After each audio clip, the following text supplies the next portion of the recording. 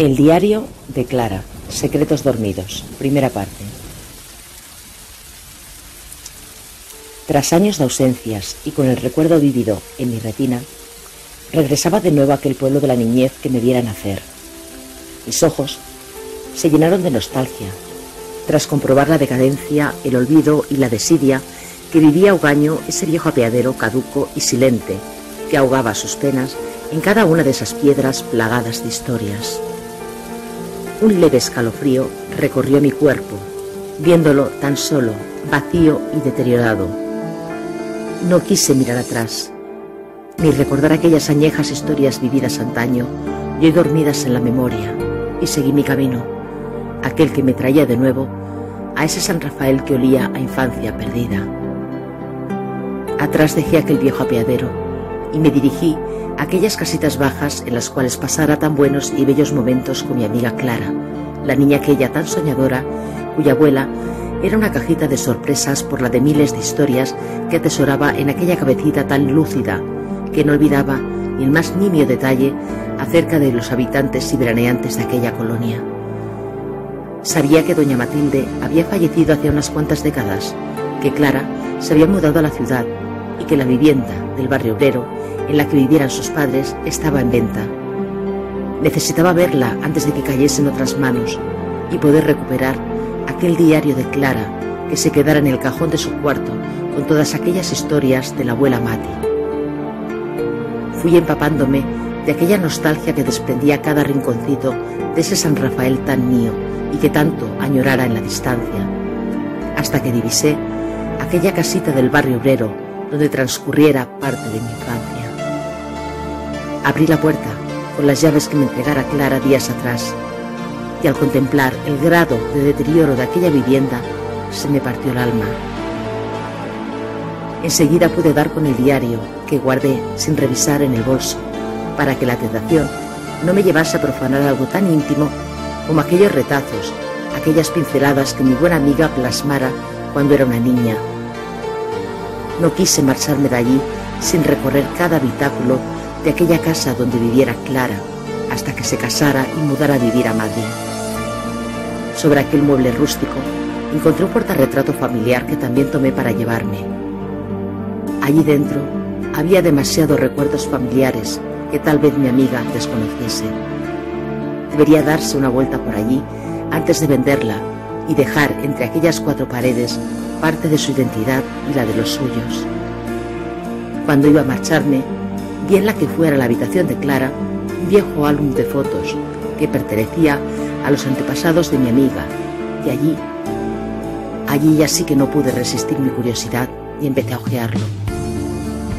Algunos rostros me eran completamente desconocidos y otros me resultaban muy familiares, pero no sabía de qué y por qué. Cuando ya iba a dejar el álbum en su sitio, del mismo cayó una de las fotos que en él había enganchadas, y al mirar la fecha de la misma, descubrí que se trataba del abuelo de mi madre, o sea, de mi bisabuelo, del que apenas había oído hablar a mi madre y a mi abuela. Al ver el reverso de la foto, su dedicatoria me desconcertó, dejó perpleja. Iba dedicada no a mi bisabuela, sino a la bisabuela de Clara. Con todo mi cariño para la única mujer que he querido en mi vida. Recuerda, nunca te olvidaré aunque me case con ella. Nada os faltará, te lo aseguro. De pronto, empecé a atar cabos, a saber que el padre de Mati no había muerto antes de nacer ella, sino que mi bisabuelo había tenido una hija con otra mujer antes que con ella. La curiosidad me pudo, y es entonces cuando abrí aquel diario para ver si Clara sabía la historia real de su abuela, si ésta le había contado la verdad sobre sus orígenes o no. Yo sabía por mi madre y por mi abuela que Mati había crecido en un hogar humilde, pero lleno de amor. ¿Acaso sabría que el hombre a que llamaba papá no era su padre biológico? Las cuentas, los números, aquella dedicatoria apuntaban a que Mati perfectamente podía ser hermana de padre de mi abuela. Ambas tenían edades parejas, nacidas el mismo año, en el mismo pueblo, pero con unos meses de diferencia. La rumorología de la época hablaba acerca de que doña Delfina se había quedado embarazada de un señor de la capital y que éste la había dejado en cuanto supo que estaba encinta. Todo falso, por lo que deducía de esas palabras impresas en el reverso de aquella foto en la que salía mi bisabuelo, otros jóvenes sanrafaeleños de la época y la madre de Matilde. Delfina, se contaba por aquellos años, conoció a Silvestre cuando la pequeña Mati tenía poco más de un año, casándose con ella y reconociendo como propia aquella criaturita. Fruto del amor entre Pablo y Delfina, tal parecía por lo que se desprendía de aquella dedicatoria. Pero, si era así, ¿por qué su bisabuelo no cumplió con aquella mujer y se casó con su bisabuela Dioni en lugar de con Delfina? No, con esa duda no podía quedarme e iba a profanar aquel diario. Necesitaba saber si Matilde le había contado la verdadera historia acerca de sus orígenes a mi mejor amiga de la infancia. Si allí encontraba algo que me lo confirmara, regañaría a Clara por su silencio. Yo, de saberlo, jamás se lo hubiera ocultado.